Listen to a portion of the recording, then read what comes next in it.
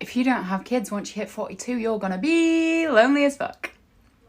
If I were you, I'd take a seat for this one because I'm about to say some shit you're really not gonna like. I'm gonna take a wild guess that you're one of those people that had kids and then completely forgot that the outside world existed. You know, like friends, family, other people. I bet your friends rang you up and asked you to do things and you said things like, oh no, I'm sorry, I can't, I have the kids. And then you never offered an alternative and never rang them back. I bet you also said the phrase, you lose people when you have kids. Fact is, you could have done things with those people. You could have seen them with your kids. You could have invited them to your kid's birthday party, but you didn't because you thought they wouldn't enjoy it. Fact is, kids grow and they get older and they go to university, they go to college, they get married and have kids of their own. And then if you've cut the entire world off, what are you going to do then?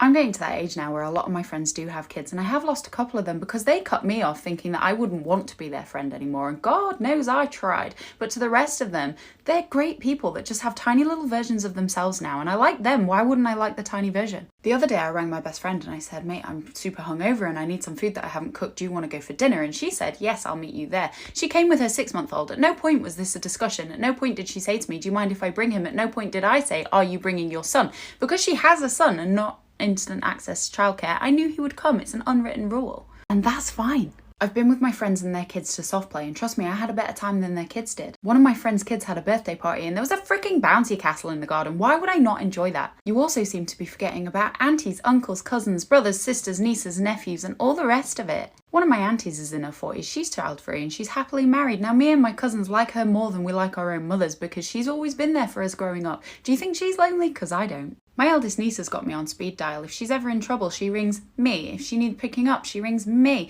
If she grows and decides to get married and have kids, she'll be ringing me to complain about her husband. I know life sometimes has other plans, but I do actually have a husband that I'm very happily in love with and I'm very happily married to, and I intend to live a long and happy life with him. As my best friend's baby grows, who do you think's going to take him to Alton Towers for the first time? Who do you think's going to take him horse riding? Who do you think he's going to talk to about his first girlfriend, boyfriend, whatever he decides to do? I'm not going to have time to be lonely, but maybe you should have a deep think about whether or not you are.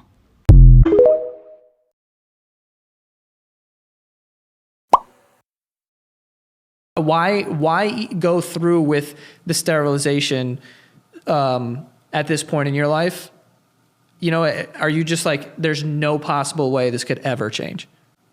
Like my friends or honestly just people in society ask me and they will say, really, like, you don't think that you'll change your mind? My response is usually, would you ask a parent that? So would you ask a parent, well, what if you change your mind about wanting kids and now you have 3 of them? You can't go back either. Like, kids are just as permanent.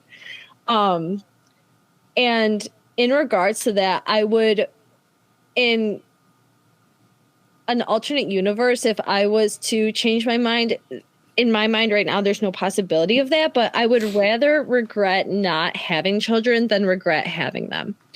I feel completely fulfilled again in my life now. And I really cannot see that changing. I can get my, I guess, fix for children through my nieces and nephews, but no, I don't have any desire and I will never have a desire to be a full-time parent. If you are child-free by choice, I'm sure you have a lot of reasons for deciding not to have kids, but I want to know, what are your top 3 reasons for remaining child-free? I'll give you mine. Just give me a second here. Okay, just give me a second here. All right, number 1, there would always be a kid around. Number 2, climate change might make the world uninhabitable and dangerous by the time they reach adulthood. Number 3, I like sleep. And here are my reasons to have a child. So I think I made the right decision. Yeah. Before I had a baby, I never understood how someone could just like disregard their first baby, which is usually like their dog or their cat or their bunny. Like, that is your child. They need you. I remember when everyone around me was having babies and they were just like, you are never going to feel a love like the way you feel when your baby's here. And there was this one moment where I was like, oh my God, I totally know what you're talking about, because I know what that feels like because I have that love for my dog, Nella. It's a little embarrassing that mom was like, no, Andrea, it's not the same thing. It's just like, it's not. And you don't know because you don't have kids yet. Well, I now have a 3-month-old, and I'm here to tell you that it is the same thing. I love both of them so much. My love has not changed. I want to also say to those couples that are like, oh, we're not ready to have kids yet, but maybe we'll get a dog. You better keep that dog. You better love that dog, and you better keep that dog when you do have your kids. There's parents out there who don't even like their kids. That's what one of you left on one of my last child-free posts, and that sort of blew my mind, and I don't know why, but I thought I would do a little research into it, and I found an entire subreddit devoted to parents who don't like their kids. There were parents complaining about how much they can't stand being touched all the time. That actually resonated with me because I'm not a touchy-feely, affectionate person. That totally makes sense when you have a couple of toddlers all over you touching you all the time. There were a lot of people complaining also about how heartbreaking it is to have their stuff broken all the time. All the stuff that they have accumulated over the years, and they have toddlers who just come and break everything. Now that's a minor thing, but yeah, I get that. There were also a lot of posts going on about how disappointed people were in their children. I don't know. I think this says a lot about, I think the age that we're in. We all expect a lot, so on and so forth. We're all low on patience and tolerance. But it was just so eye-opening reading the posts from this group. I always felt that child-free people who say that parents don't even like their kids were just being mean. But my eyes were opened after reading this Reddit string. Is it called a string?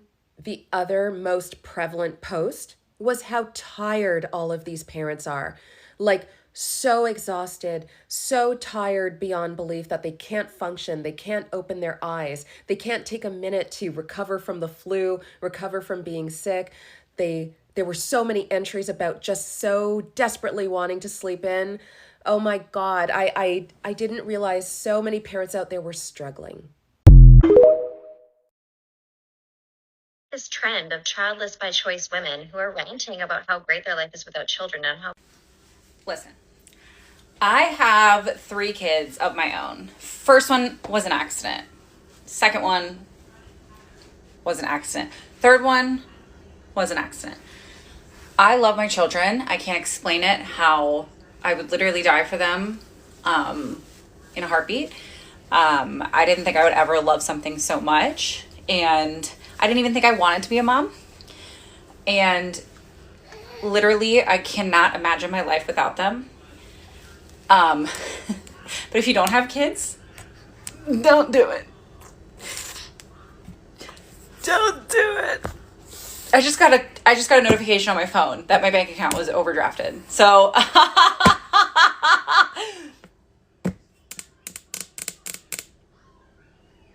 that's why. I just tell the truth, and telling the truth is crazy in a world full of lies. Is this what it is? So that creator actually is a mom, and I'm child-free. I just got my tubes tied.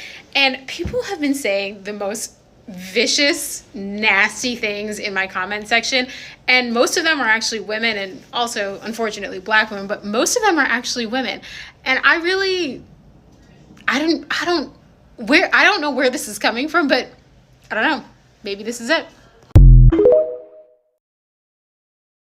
Hold a day in the life of a childless woman. The point is to make you feel good about being an aging, deeply unlikable woman who never had kids. Narcissism, it makes you happy. Feminists like Chelsea Handler, they've been lied to by their society forever. That you could be a girl boss and you can do anything a man can do, which everyone who's ever seen a woman back up a vehicle knows that's not true. Your womb resembles a dried up tumbleweed blowing down an old western town, and your...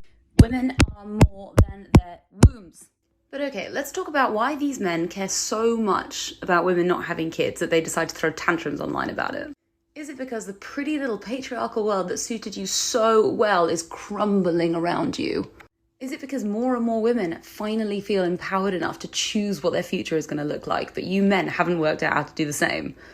Is it because you feel like you're losing control, and the only way that your tiny little brain can figure out how to regain that control is to shame women back in their boxes?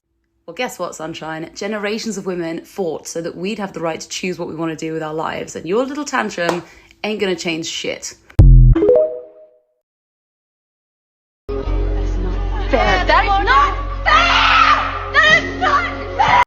There's a saying in my family that goes, mommy's baby, daddy's maybe. I'm going to preface this by saying that I grew up in a nuclear family. My mother and my father have been married my entire life. All the women in my family grew up in similar situations. They're all married and have been for a while. They all say the same thing. It does not matter if you're married, have a boyfriend, or if you're a single mother. As the woman, you will carry majority of the domestic load when it comes to child rearing. It does not matter what situation or what category you fall under. That's something that always turns me off about motherhood, because if we're honest, it truly does not matter if you do it the traditional way or whatnot. As a woman, you will always do more than the man. Oh, that single women without children are like the happiest demographic in the entire. So this first popped up on my page because another woman was responding to this, and she said that when she posts content like this, men will say you're delusional or have fun dying alone. And I was like, that is so telling for why a lot of men have children. It's so someone else will have to take care of them when they're older. I saw a statistic that said men that have daughters live longer, and I was like, yeah, we put the responsibility of caretaking onto women, and then we guilt trip daughters into taking care of their parents. That's basic math, bro. I challenge a lot of men to question why they want children. Like, what do you want children for? Because if it's only so you have someone to take care of you when you're older, that is selfish as fuck. At what stage does having children become worth it? Because I was with some friends the other day and they're all talking about their kids, how they love their kids. I'm the only one who doesn't have kids. I need to have kids. Then later on in the day, we were talking about what our dream day off would look like. And every single one of them do. They all go, grandparents take the kids for the day, and then I get to sleep in as late as I want. And then I'm going to make myself a cup of coffee and drink it in total peace, no interruptions. And then I don't know, maybe go for brunch. And then I'm going to spend the afternoon at the beach, just laying out on the beach, no responsibility, no worries, just me and the sounds of the waves. And then I'll come home and just have a cozy night in, maybe order a pizza, watch a movie. And I was like, you guys are literally describing my life. Like, oh yeah, no, but kids. Like, no, like I literally do that exact day 3 or 4 times a week. Like, yeah, but we love our kids. You need to have kids still. Like, I'm living all of your guys' dream days. Why would I change that? What is something that you will get a lot of hate for if you say it out loud?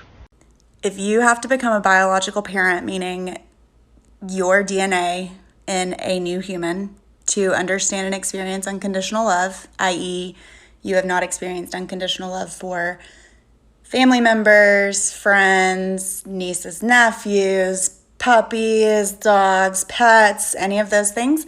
If you have to become a biological parent to experience unconditional love, that's not unconditional love. That's narcissism. You needed to see your DNA in another being and see yourself in order to love them. I would argue that parental unconditional love, biological unconditional love, is the least compelling unconditional love. Stop telling people that if they've never been a parent, they don't understand unconditional love, because you don't either. Yeah, I'm having kids now in my early 20s, so I can really enjoy my 40s. Like, I will be home free in my 40s. I'll be able to do whatever I want. Well, I'm going to have my kids in my 30s so I can really enjoy my 20s. I really want to enjoy my 20s. So I'm going to wait, and I'm going to have kids in my 30s. Is having kids not enjoyable? No. Haven't you been paying attention? Absolutely not. No. You do realize it's the mothers telling us that it's not enjoyable. We don't know because we don't have kids, so who else are we supposed to listen to? I just found out where the phrase, your biological clock is ticking, comes from. And boy, oh boy. In 1978, an article was published in the Washington Post by this man. This article is fucking wild. I'm just gonna read it to you. Composite woman, actually several women at different times, is coming to lunch. There she is, entering the restaurant. She's the pretty one. Dark hair, medium height, nicely dressed. Now she is taking off her coat. Nice figure. She sits and begins with a status report. The job is just wonderful. She is feeling just wonderful. It is wonderful being her age, which is something between 27 and 35. And the fact of the matter, in case you should wonder, is that there is a new man in her life, and, like everything else, he is truly wonderful. Then she looks down. Is there something wrong? Composite woman says nothing. I ask again. Again, she says nothing. Finally, I do the "you can talk to me" bit. Off the record? Absolutely. I want to have a baby. Sometimes the composite woman is married, and sometimes she is not. Sometimes, horribly, there is no man in the horizon. This is a real article in the Washington Post. What there is always, though, is a feeling that the clock is ticking. A decision will have to be made. A decision that will stick forever. You hear it wherever you go. Women all over are singing their own version of the September song. Anyways. Fucking what? Don't let anyone tell you your biological clock is ticking. It's made up. That's made up. What? Cause we know You ain't got no will. What? You ain't got no bottle. Say what you tell. Let's just be honest. Say what you tell. Let's just be real. Say one time. You ain't got no cash. Hey. You ain't got no doubt.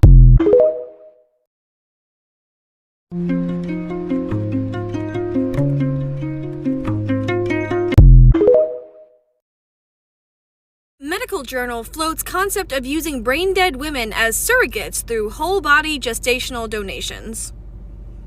I swear to every supernatural thing out there, if I die or I become brain dead and you decide to use my body to do the literal one thing that I never wanted to do in life, I'm haunting fucking everybody. I don't even believe in haunting, but I'm coming for you.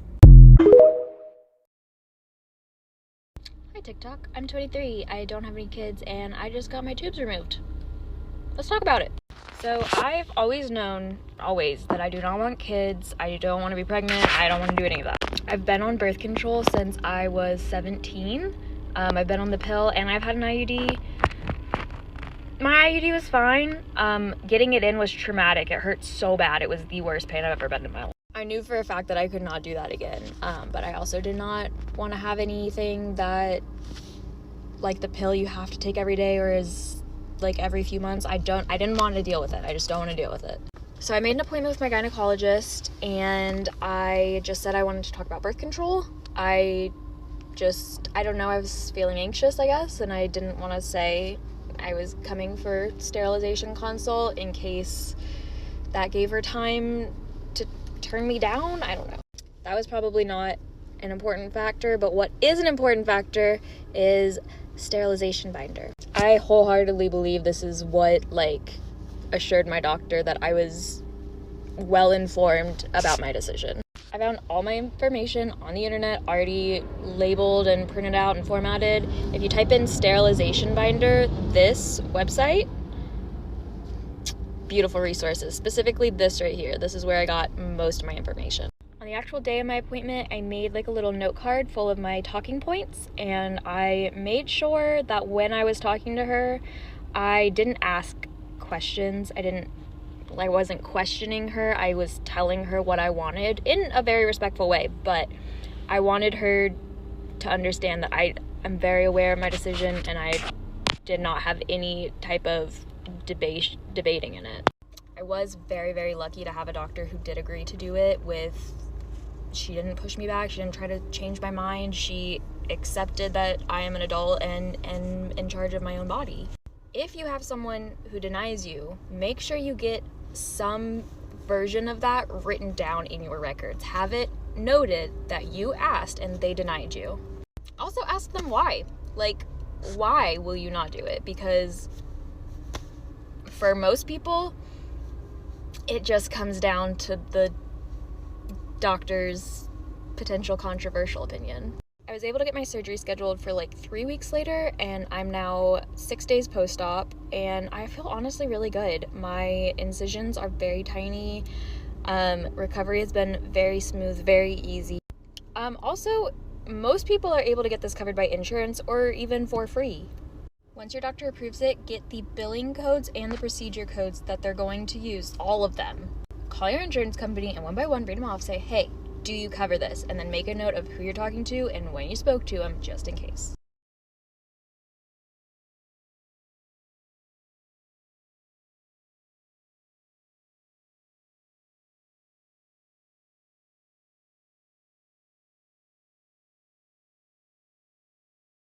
And I don't mean to be controversial, y'all know me, okay, but sometimes as a grown woman, you just need a grilled cheese. You just need a little grilled cheese and you're gonna be fine. And if you don't understand the sentiment I'm making, this isn't the place for you, and that's okay.